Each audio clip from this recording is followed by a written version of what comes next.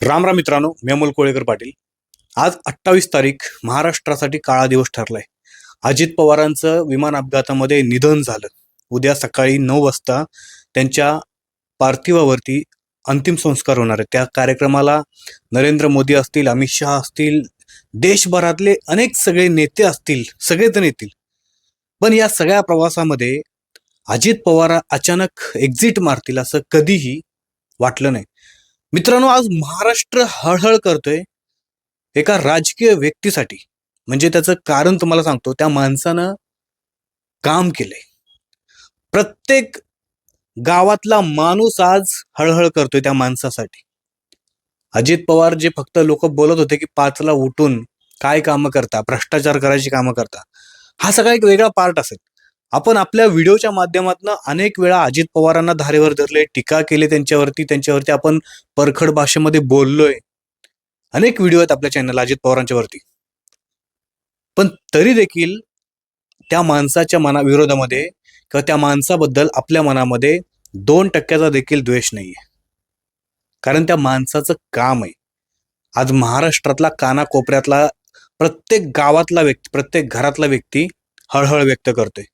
कारण ज्या पद्धतीनं अजित पवारांची एक्झिट झाली, ज्या पद्धतीनं अजित पवारांचा अपघात झाला, हे कोणालाही अपेक्षितच नाही. पत्रकार म्हणून आमच्या काही पत्रकार बांधवांशी आमची जेव्हा बोलणं झालं, चर्चा झाली, अजून पत्रकार देखील शॉकमध्ये आहेत की हे खरंच घडलंय का हे फक्त एक स्वप्न आहे आणि सकाळी उठल्यानंतर हे सगळं पुसून जाणार आहे आणि परत आपल्या जे पूर्वी होतं ते आयुष्य सुरू राहणार आहे. इथपर्यंत लोक अजूनपर्यंत शॉकमध्ये आहेत. कार्यकर्ते ज्यांची कामं केली दादानी, ज्यांच्या जवळ बसलेत, उभं राहिले, ज्यांच्या गालावरनं केसावरनं मायेचा हात फिरवलाय, अशा कार्यकर्त्यांची काय अवस्था झाली असेल याचा आपण फक्त विचार करा.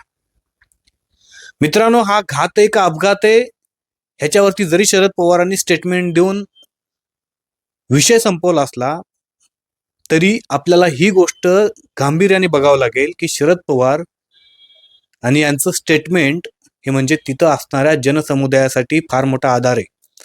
आणि जर का चुकून शरद पवारांनी त्या ठिकाणी वेगळं काहीतरी बोलले असते तर हा जनसमुदाय आक्रमक होऊ शकला असता, जे की त्यांना नकोय. सध्या ती वेळ नाहीये राजकारण करायची. आणि याच मुद्द्याला धरून शरद पवारांनी सांगितलं की अजित पवारांचा एक अपघात झाला, त्या अपघातामध्ये महाराष्ट्रानं एक मोठा नेता गमावला. ज्या पद्धतीने ममता बॅनर्जी यांनी बोलल्यात मगाशी की सत्तेमध्ये असेल आणि विरोधातला असेल, दोन्हीही लोक सुरक्षित नाहीयेत. अजित पवारांच्या केसची इन्व्हेस्टिगेशन झाली पाहिजे हायर लेवलवरून. ती खरी गोष्ट आहे. 2 कारण आहेत ज्या कारणांमुळे मला डाऊट आहे की घातपाताचा का संशय व्यक्त केला जातोय जनतेकडनं. सगळ्यात महत्वाचं कारण असं आहे की सरकारकडनं असं सांगण्यात येतंय की सकाळी 8:18 किंवा 8:20 विमान चालवणाऱ्या पायलटला 15 नंबरच्या रनवेवरती 11 की 15 नंबरच्या रनवेवरती उतरायची परवानगी दिली होती. एकदा अटेम्प्ट केला होता पायलटनी, परंतु रनवे नीट दिसत नाहीये, धोका आहे समोर, अशा प्रकारचं कारण देत त्यांनी परत फिरवलं विमान, परत एक राऊंड मारला आणि परत आले रनवेच्या तिथे. आणि मग परत त्यांनी ATC ला सांगितलं की आता आम्हाला रनवे दिसतोय. आणि त्याच्यानंतर 8:43 हे विमान त्या ठिकाणी उतरवायची परवानगी ATC ने दिलं. परंतु विमान उतरवायच्या अगोदरच काही सेकंदापूर्वी हे विमान त्या रनवेच्या शेजारी जाऊन पडलं आणि काही सेकंदामध्ये आगीचे लोट त्या ठिकाणी निघायला लागले. अशा प्रकारचं सरकारनं स्टेटमेंट दिले. आता दुसरं स्टेटमेंट काय आलंय तर पायलटनी मेडे हा कॉल दिला होता आणि सरकार म्हणते की कुठल्या पायलटनी मेडे हा कॉल दिलाच नव्हता. शेवटचं संभाषण झालंच नाही. म्हणजे दोघांच्या स्टेटमेंटमध्ये फार मोठी तफावत आहे. आणि ह्याच प्रकारच्या धंदे किंवा ह्या प्रकारच्या गोष्टी जनतेच्या मनामध्ये विष घालवणाऱ्या ठरतात. सरकारचं एक स्टेटमेंट येतंय, विमान चालवणाऱ्यांचं किंवा विमान बाकीच्या यंत्रणांचं एक स्टेटमेंट येते. तर असं स्टेटमेंट जर घुमजाव करणार असेल, तुम्हाला बदलणार असेल, तर लोकांनी विश्वास नक्की ठेवायचा कोणावरती. आणि या सगळ्या गोष्टींचं देवेंद्र फडणवीसांनी अर्थ काढत, शरद पवारांच्या बोलण्याचा अर्थ काढत त्यांनी ममता बॅनर्जींना सांगितलं की तुम्ही अशा प्रकारचं स्टेटमेंट करायला नाही पाहिजे होतं वगैरे वगैरे. ते सगळं ठीक आहे.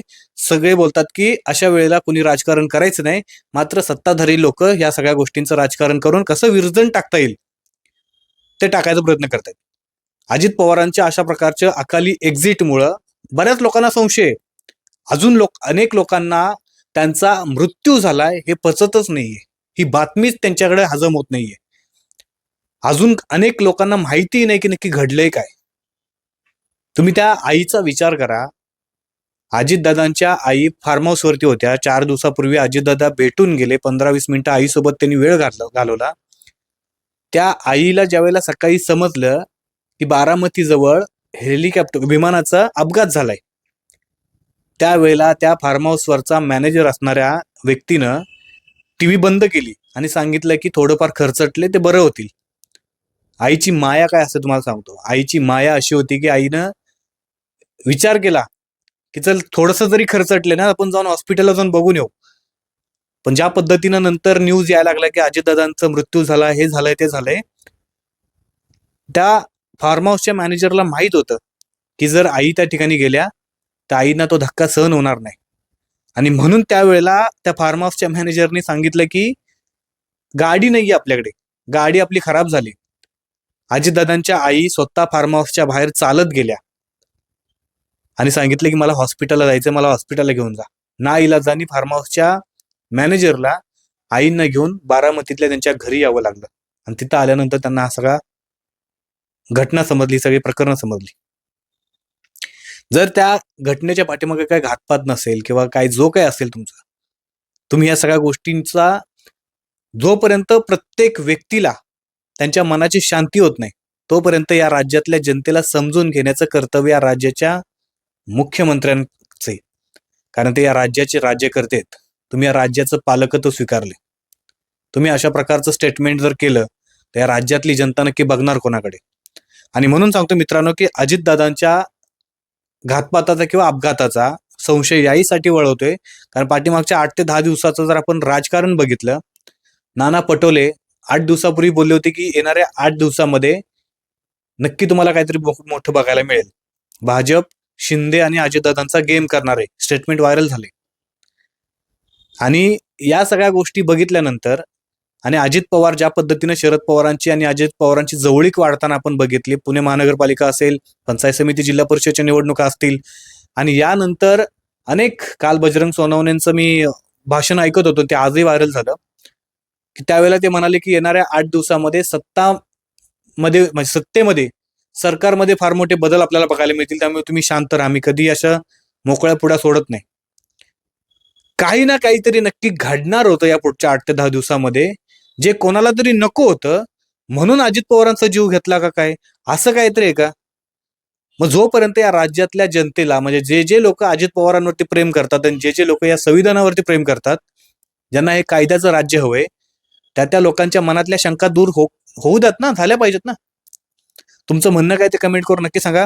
आणि दादांच्या आईसाठी एक शब्द नक्की लिहा. जय शिवराय, जय शंभूराजे, जय मल्हार.